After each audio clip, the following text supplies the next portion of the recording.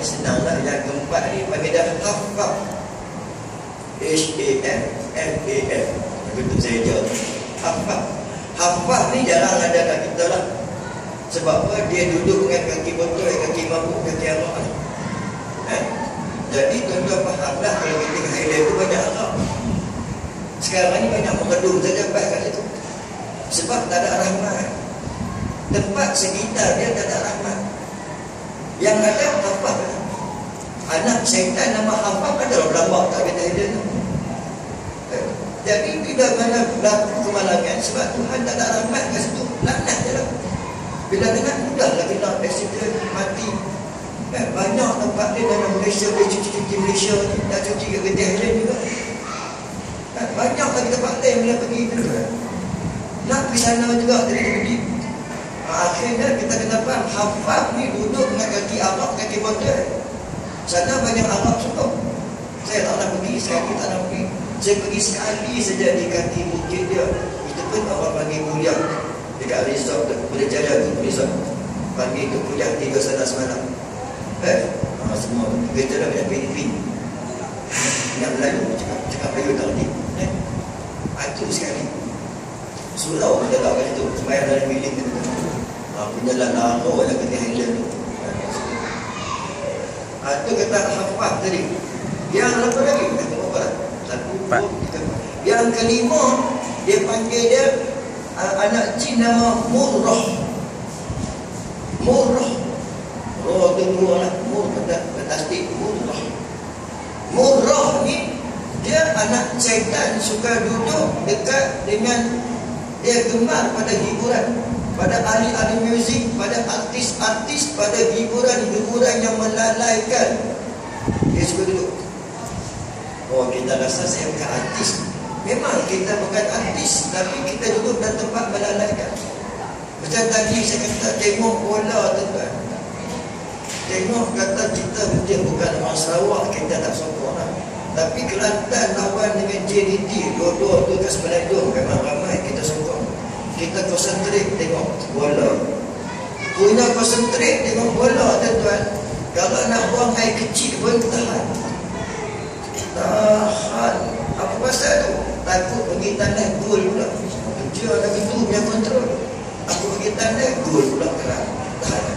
Sampai kalau nak minta air teh atau kopi suruh isteri buat, tak tengok lah. Link teh satu, tak balik, aku balik tu gol. Murah, hebat, very very professional kita. Ada apa tengok tidak ustaz 3 jam, 2 jam adik. Sebab tu kata ulama nak tengok kamu ni anak dunia atau anak akhirat. Sebab Nabi dah bagi tahu dah, jangan kamu jadi anak-anak dunia. Nak tengok kita ni anak dunia, anak akhirat, senang saja. Yang pertama kata ulama, bagaimana perasaan kamu duduk dalam kuliah, dan bagaimana perasaan kamu duduk depan TV. Kalau duduk depan TV tu paling berdia 2 jam cerita ni ustaz, 2 jam lah tercomok kat situ. Kalau anak main pun tak paling tengok anak. Ya. Tangan je tak paling. Kau tengok. Itu tanda dia anak-anak dunia. Bila duduk dalam kuliah, kejap-kejap tengok jam. Bila ustaz nak habis. Masuk waktu dah bunyi tetek. Pada pengguna batu ada pula melambatkan solat tu dosa. Seseorang dia lagu tu salah pendapat tu. Sebab Nabi beritahu dah, jika tidak memberatkan umat aku, dia saya perintah kamu solat isyak di separuh malam. Tapi bukan sebab tengok bola. Jangan guna hadis tu dah. Kedai tu tengok bola dah. Bukan. Benda yang tak lara boleh dilanjutkan isyak. Kalau benda lara jangan buat. Ada tak kita bina lagu tu? Ada. Ni saya dah fikir sendiri dah ni. 18 bulan ni semi-final. Semi-final Kelantan lawan ATM, Sarawak lawan dengan apa benda faham. Mungkin aku datang mengajar besok banyak tiang yang boleh dah ni. Tak apalah, walaupun seorang pun mengajar jugalah. Sebab apa? Bukan mengajar kerana orang kan. Ada pelik dah besok 18 bulan ni. Mungkin kipas lagi banyak ke ataupun tak kira ada kebunuhan. Itu tuan-tuan nak kata kat kita. Jadi murah ni suka duduk bawah, nak cari glamour. Sebab artis tu Tuhan kata Nabi lagu ni, manusia susah ikut apa kamu cakap, tapi manusia mudah ikut apa kamu buat. Bila kata artis tunjuk ke pakaian dia, yang ramai anak-anak muda terikut, bukan terikut pada kata-kata artis, tapi yang mereka ikut adalah perbuatan artis, pakaian artis, rambut artis. Yang tu yang bahaya. Yang tu yang saya cakap dulu, kita nak didik satu-satu manusia, biar sampai manusia tu ilmu kita sebar daripada dia jadi makam. Jadi makam ni bagaimana? Dia hal, kemudian berita, lepas berita dia jadi makam. Satu perkara yang kita tahu ni gelar, dia panggil dia hal. Berita tersebut selalu sebut, dia jadi berita. Dia sebut selalu jadi berita. Bila berita tu disebut selalu, dia jadi makam, tak ada ubah. Contoh dia yang jadi makam kat kita sekarang ni, kalau demam sakit kepala, makan Panadol. Panadol adalah makam, tak ada ubah dah. Walaupun Nabi kata berubatlah kamu dengan madu, dia kata saya makan ubat kecil. Betul-betul dah. Dah jadi makam Panadol tu. Ataupun kalau sakit lenguh tangan sendi kata apa-apa, sesemua orang itu ni apa dia? Minyak cap kapur tak naik, minyak cap pisau tak naik, minyak cap sabit lagi tak naik, minyak cap kapur. Kenapa? Sebab benda ni dah jadi makam, susah nak ubah dah, tak boleh ubah dah. Tetapi anak kita sampai law ni dah umur belasan tahun, masih kena tegur, masih kena marah, masih kena rotan sebab tak solat. Salah siapa? Salah siapa? Salah anak lah. Ya, kita tidak didik dia jadi makam atas ilmu yang kita sebarkan. Kita tidak letakkan makam pada dia. Benda ni haram, haram, haram, haram, haram. Benda ni wajib, wajib, wajib, wajib. Sebab tu sampai lari, kena pukul, kena rotan, kena marah, kena pukul. Kenapa tuan-tuan? Ini kesan daripada kita melanggar sunnah Nabi. Sunnah Nabi pesan suat ajar anak kamu, perintah anak kamu solat ketika 7 tahun dan pukul ketika 10 tahun. Tujuan dia supaya dia akan jadi makam. Yang Nabi ajar tu supaya benda tu tak berubah dah. Sampai 10 tahun kita buat lagu tu, dia takkan berubah dah. Sampai masa dia solat tak payah suruh, sampai masa nak keluar rumah dia pakai tudung tak payah suruh. Sebab itu bukan rotan pada tibai. Tibai itu nanya orang. Rotan ni ikut cara Islam je. Dia tu letak buku kat ketiak ni, jangan bagi buku tu jatuh, suruh dia baring, rotan dekat tapak kaki dia. Jangan ayun dekat tu. Ayun tu tibai nama dia, naya dia. Walaupun sikit kita rotan dia, tapi sebab kerana dia datang dari Allah dan Rasul dan perintah tersebut, dia ada roh. Tak ada roh.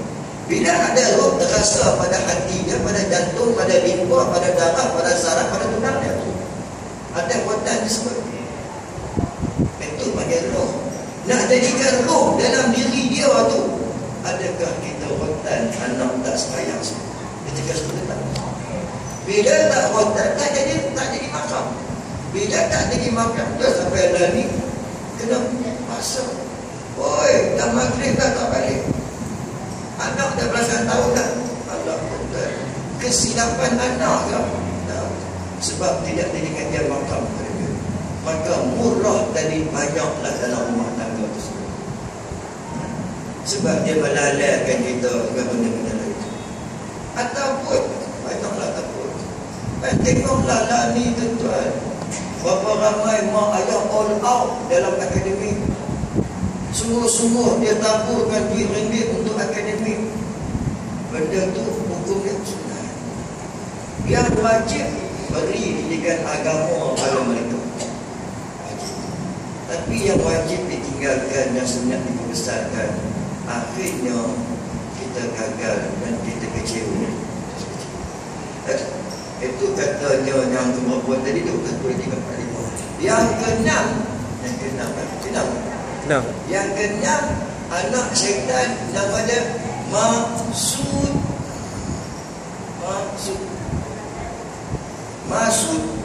Kasut, suku banyak dua lagi. Ataupun hari sukun 246. Maksud ni kerja dia pada pula. Maksud suka duduk di bibir manusia. Duduk kat bibir. Dia tak duduk kat hidung, duduk kat bibir. Apa tujuan dia? Bila orang mengumpat, dia suruh orang mengumpat, suruh orang gosip, suruh orang fitnah, suruh orang mengadu domba. Itu maksud.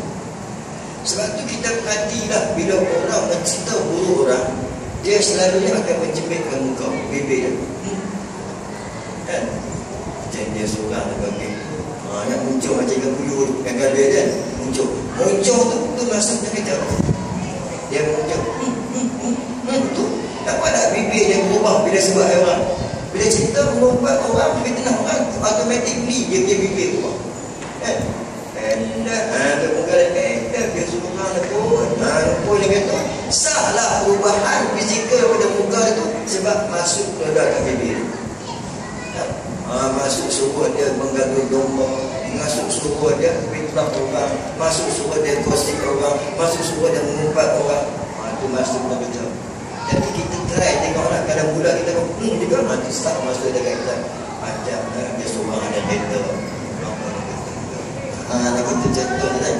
Bahaya masuk bulan kita tak sedar. Apa lagi? Okey, yang ketujuh. Yang ketujuh, anak jin dan anak syaitan nama dia Dasim. Dasim, D-A-S-I-I-M, Dasim. Syaitan ni dia profesional kan. Dia very professional. Dia lahir dulu daripada kita. Kadang kalau kita dulu orang bayar rumah nak berubat, dulu lah, sekarang saya dapat buka stok. Dia tak nak kata tinggal sebab saya sakit. Tanya kat jin tu, dia cakap saya duduk zaman Nabi Musa. Sampai lagi saya tadi. Dia tadi. Ada jenis jin yang betul 700 tahun 400 tahun dia masih ada lagi. Jadi bermakna dia masak dan perangai manusia. Jadi Dasim ni kata syaitan ni dia ada perangai baik dia juga. Dia kan cakap dia jahat. Di antara perangai baik syaitan, dia sabar. Dia sabar. Dia nak menggoda barang susah. Yang ahli sufi tu 20 tahun dia tunggu. Sabar tak dia? Sabar dia 20 tahun dia tunggu. Dia nak goda barang susah. Yang jadi murtad, yang tunduk sujud dekat dia tu. Sebab minum arak yang pasal dia tadi. Dan sampai berzina, sampai bunuh orang. Itu biasa. Dia sabar. Itu baiknya dia pula. Satu lagi dia istimewa. Dia tetap dekat jawatan dia tak pernah minta jawatan lagi. Dia tak pernah declare kat Iblis nak letak jawatan. Yang ketiga, dia tak pernah minta pangkat. Minta upah. Dia tak pernah minta kat bos dia Iblis tu, bagilah next upgrade berapa satu ni, DGU satu ni ada berapa 4 lah, berapa penang, berapa 8. Tak, dia tak minta. Dia memang constant lah. Dasim lah tu. Dasim ni kerja dia duduk kat pintu rumah.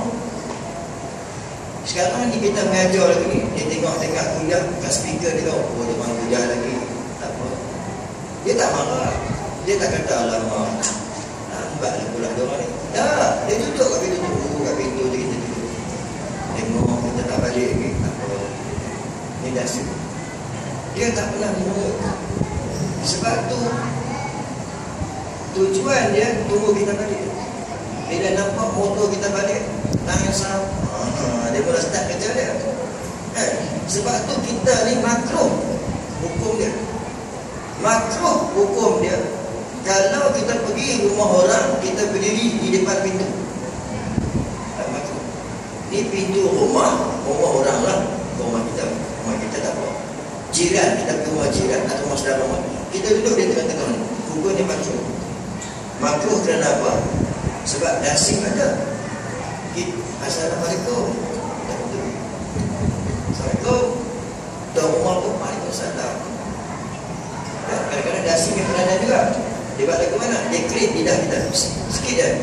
Assalamualaikum. Aku jadi panjang pula. Sedangkan tak ada mahari dia suka ke situ hukum. Adik warrior tak ada hormat kat situ nak jemput dia panjang-panjang. Assalamualaikum. Jangan jawab je lah. Tentu dia diam. Dan sebab bukan salam nama dia tu. Sebab kum tu dipanjangkan dari 24 nama dekat. Assalamualaikum. Tak ada. Dan tuan rumah buka pintu, dasi pergi peranan. Ditiup kat mata. Kita buka pintu yang kita tengok. Tu dia, bini dia. Buka orang. Beautiful, wonderful. Lagu tu tuan-tuan. Dasi yang dekat. Dia bagi kita nampak dia tu sampai ke dapur tu.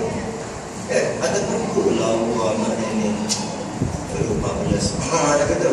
Ataupun ada saja sebab tu ulama tetap buka tapi tak ulat. Tapi bagi anak-anak, maka bila masuk ke rumah orang jangan pandang atas. Tetamu itu adalah ibarat orang mati. Jangan pandai-pandai nak duduk kalau tuan rumah tak bagi duduk. Sebab tu kita Assalamualaikum, Assalam. Dia buka pintu, kita diam. Masuklah. Oh, kita masuk, kita tak. Kita duduklah. Oh, kita duduk. Tak ada kita pandai-pandai masuk tu duduk, ambil majalah, tengok kawan, tak ada. Dia diam. Jangan jaga mata kamu, jangan pandang atas bawah. Sebab dasim yang kerja kat situ. Jadi dasim ni tuan-tuan, salah satu kerja dia, kalau orang tu masuk tak bagi salam, dia akan tiup di mata orang ni, berseraput di mata dia. Maka orang yang tersebut yang masuk sebagai suami atau sebagai isteri, dia rasa semak kepala tengok dalam rumah. Benda kecil jadi besar. Anak berseterak beri mainan jadi besar. Gaduh dengan isteri. Sebab benda kecil saja dasim dia olah-olah jadi besar. Maka bergaduh dalam rumah tangga, panas rumah tangga tersebut kerana dasim punya macam. Jadi elak-elakkanlah. Kalau ada terasa nak marah dalam rumah, kita balik rumah tu faham-faham dah. Dan kita ni dasim ada satu mengganggu aku. Elak-elak. Itu saya ringkatkanlah tu. Lagi yang ketujuh. Lapan lagi supaya. Yang ke-8, anak syaitan nama dia Walahan. Bukan Alahan, Walahan. Ini panjang lah. Walahan. Walahan ni memang profesional bagi badan. Dia ada biru-biru dia. Macam kita ada surau ada biru tertentu kan. Syaitan ada biru-biru dia. Walahan dia biru bagi badan dia. Dia tak puli banget. Dia ada AJK di sini. Walahan ni dia mengganggu orang berwuduk ambil ibadat. Apa saja ibadat? Solat apa? Sebab tu makruh tadi ambil wuduk dalam tanah. Sebab kita boleh terlupa. Rukun orang ni dah masuk ke mana tu adalah itu. Dia profesional tuan-tuan. Dia very professional. Masa sekarang kita tak sembahyang, Walahan tak kacau. Memang dia tak kacau. Kita tak sembahyang, dia tak kacau. Dengan duduk ni dia tak kacau. Sebab bukan kerja dia ni. Kerja dia mengganggu orang ketika wuduk dan ketika ibadat solat. Bila mula kita angkat takbir, Allah Akbar, dia pun panjang. Kerja dia senang je. Mudah.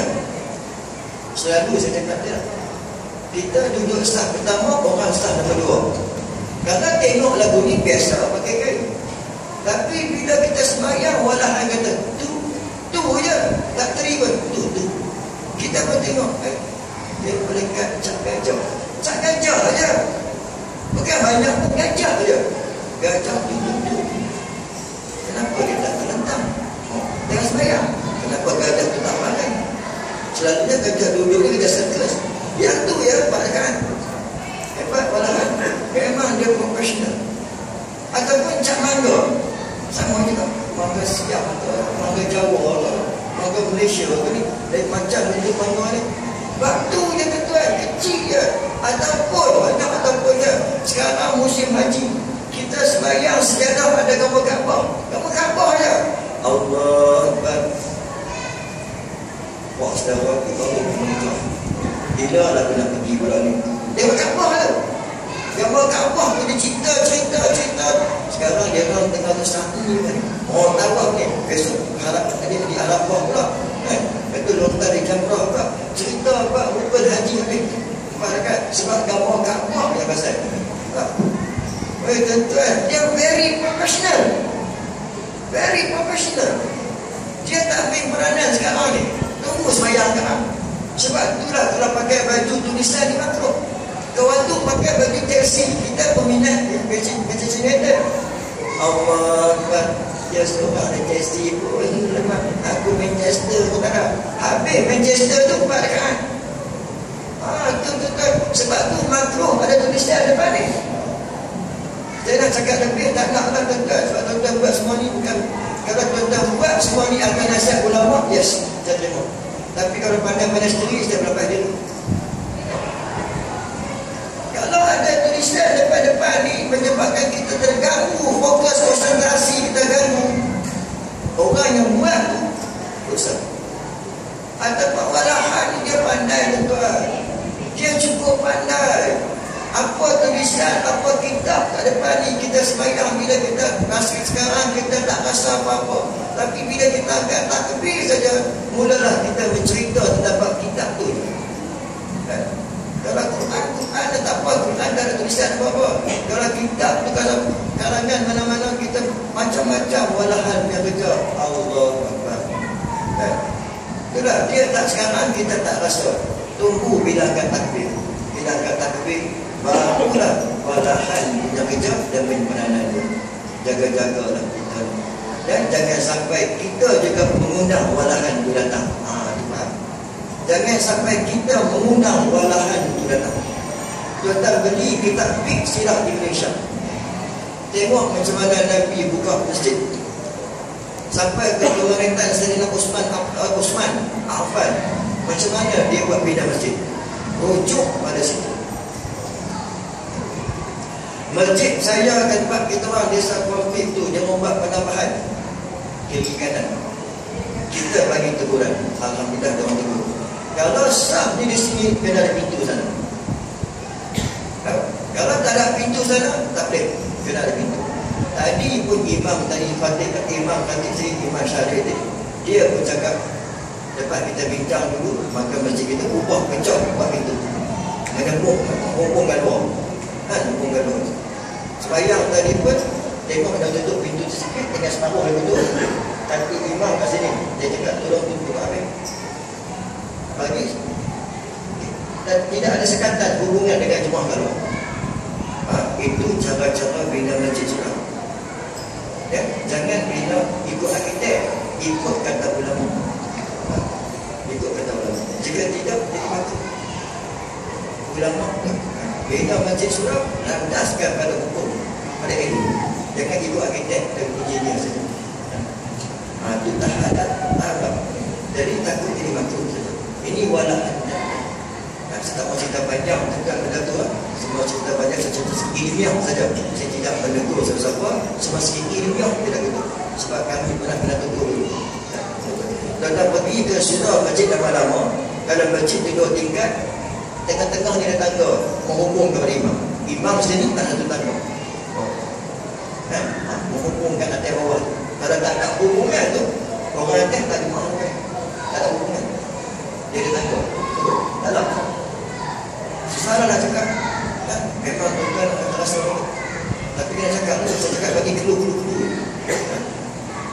Habis kita tutup buku.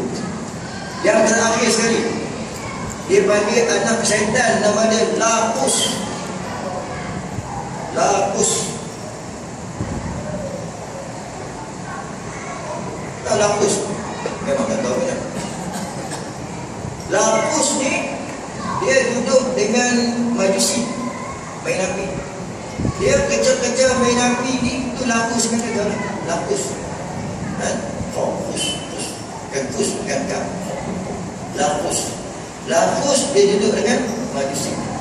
Tapi kita tak kenal ustaz sebab dia duduk majusi dia kita kenal. Apa tak kenal? Asal kita main api Laqus tu. Macam malam-malam raya tu lah orang pasang kita panjang tu. Kan ada faedah apa? Pasang 1, 2 tak apalah.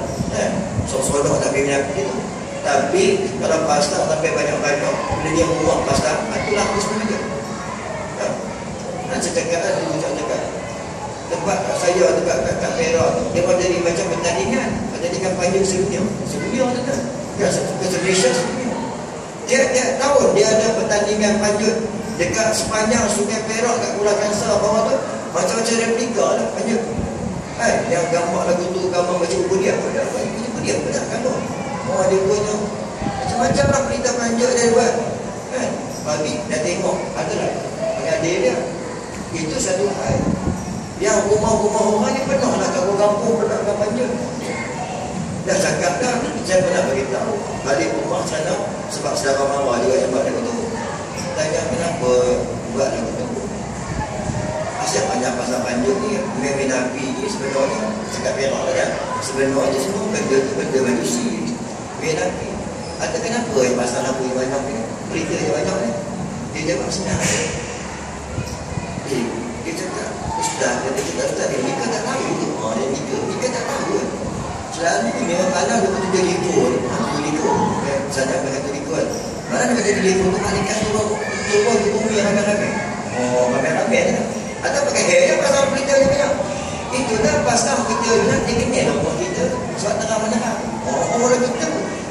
Ni rumah Haji Mat ni, sebab terang. Ada clue situ. Tu turun rumah dia. Dia ingat, malaikat tu pak saudara dia. Tu jadi betul. Sebenarnya tu dah terus dia kerja. Tuan-tuan ingat lah bintang popular dulu. Tuan berapa saya tak tahu. Yang seorang penyanyi, dia bukan salah dia, penari dia salah. Yang lagu kan, lu di mana? Wah di sini. Wah sini. Lagu tu kan, wah sini du sana, wah sini. Dia menyanyi je, tapi penari dia pakai yang panjang tu, yang lampu kapir. Yang macam serta api kan, yang pusing-pusing. Hari ni saja, besok lama tegur orang. Itu main api. Main pusing-pusing. Lama tegur orang. Sedangkan dia tak sangka, dia terdiam pun tak ada benda tu. Sebab dia rasa macam biasa. Rupanya tu dah tuan-tuan lafuz punya kerja. Ni lafuz ni dalam main api.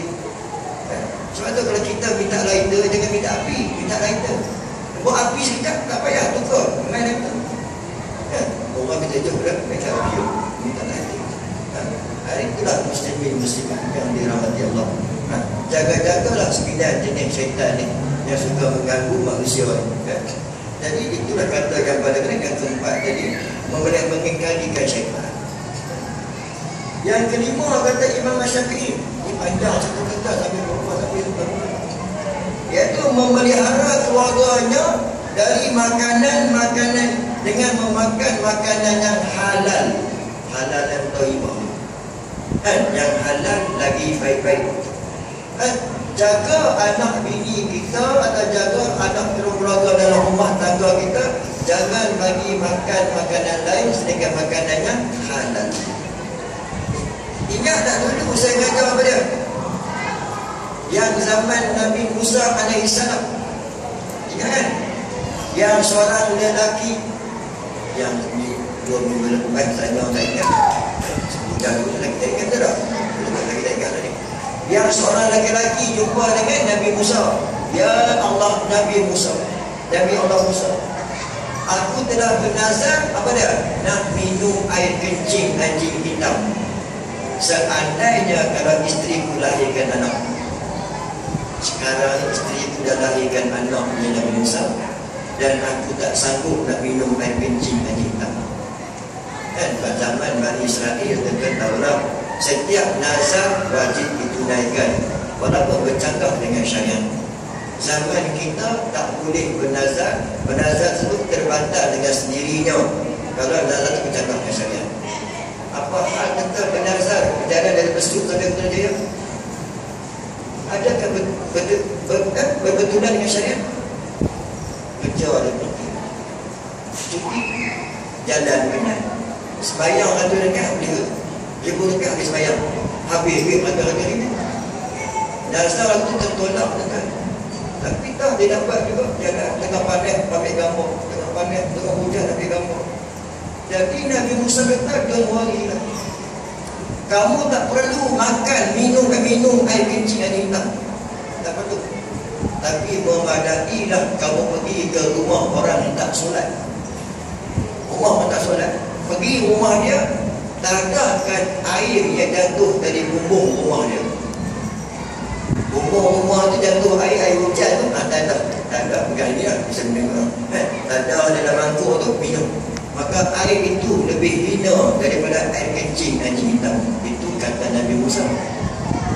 Sekarang ni tuan-tuan, itu air yang ada di bumbung. Bukan tangan dia yang kacau kopi tu.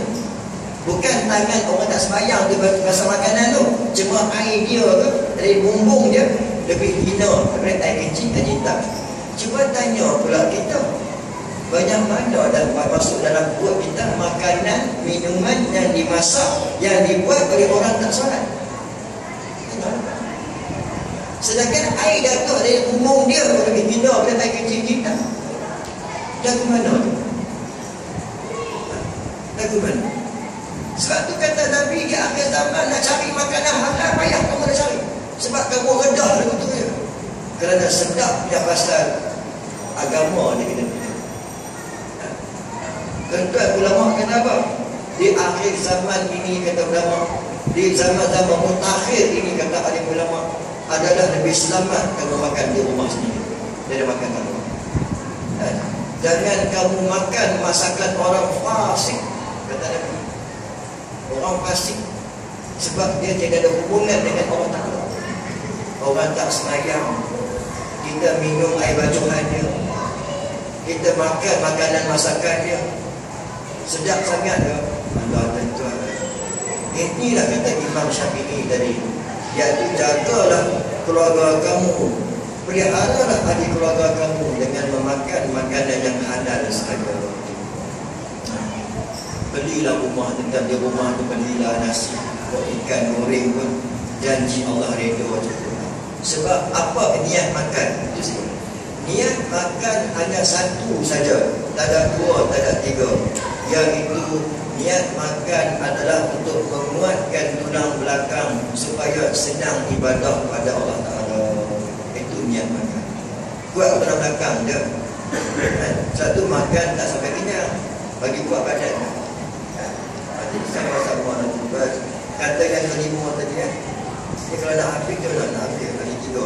Okey, yang keenam kata Imam Syafi'i tadi, dia tu mengendalikan dengan hawa nafsu dia. Tadi nafsu sarakah ni benda kita makan, kita tak tambah-tambah. Nafsu, hawa nafsu. Jadi lain. Hawa tu pada, nafsu tu pada. Hawa tu sama macam sedia wala. Ketika Adam dalam syurga keseorangan, dia rasa rindu. Ya. Sedangkan masa tu tak ada makhluk lain selain dia, semata-mata dia, selain Allah Ta'ala. Jadi dia rasa tidur tak lena, makan tak lalu mungkin dia. Masa tu lah Adam kan, dia duduk tak senang. Allah tahu apa dia nak. Dia merindui sesuatu. Maka Allah cipta satu makhluk nama dia perempuan. Jadi bila tengok perempuan tu, rindu dia hilang. Rindu dia hilang. Maka dinamakan dia Hawa. Hawa tu rindu lah. Jadi hawa nafsu macam apa? Rindu pada nafsu. Nafsu tu nak buat nafsu. Sebab nafsu dengan syaitan beza. Syaitan dia bisik sekali-sekala. Rindu nafsu, hawa nafsu, dia bisik memanjang belakang. Sekejap-sekejap dia bisik, sekejap dia bisik, sekejap dia bisik. Itu hawa nafsu. Dah makan kenyang dah tadi, nak makan lagi. Itu hawa nafsu. Dia rindu pada benda dah balik. Rindu. Pagi tadi dah makan nasi lemak, balik rumah ke sepeda rumah, makan kuih raya. Malam tadi petang dah makan dah, malam nak berdarah lagi. Dah kenyang dah, makan lagi. Itu hawa nafsu. Dia rindu pada nafsu dia. Jadi nafsu ni dia tak kira. Senang kata tadi apa? Nafsu tak kira pada usia. Nafsu hanya kira pada suasana. Ingat baik-baik. Nafsu tidak tertakluk pada usia, tapi nafsu tertakluk pada suasana. Jaga-jaga suasana. Sebab tu wajib kita cetus suasana Islam supaya nafsu tak tergoda. Sekarang tak boleh tergoda. Sekarang suasana banyak tak Islam. Nafsu kita bergelora. Sebab tu kita dengar datuk, logo cucu. Sebab suasana TV menaikkan nafsu birahi dia. Bila berjalan ke satu market ke mana-mana, tengok perempuan tak pakai tudung, naik nafsu birahi dia. Tengok perempuan make-up lawa-lawa, naik nafsu birahi dia. Jadi suasana tidak Islam menyebabkan nafsu jadi bergelora. Kerana itulah wajib kita ubah suasana jadi suasana Islam. Sebab iman akan terpelihara. Kan, kalau Islam memerintah, senang. Dia mengharamkan buta orang.